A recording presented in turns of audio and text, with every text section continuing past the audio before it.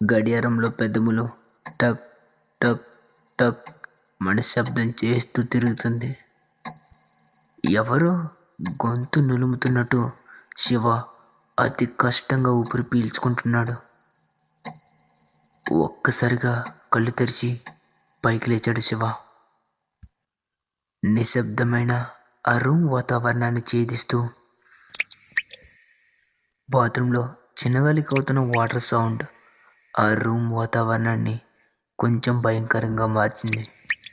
అదుపు తప్పి పరిగెడుతున్న గుండె వేగాన్ని అదుపులోకి తెచ్చుకొని, ఇదేంటి వాటర్ సౌండ్ వినిపిస్తుంది, అయినా నేను ట్యాప్ కట్టేశాను కదా అని అనుమానంగా బెడ్ దిగి బాత్రూంలోకి వెళ్తాడు.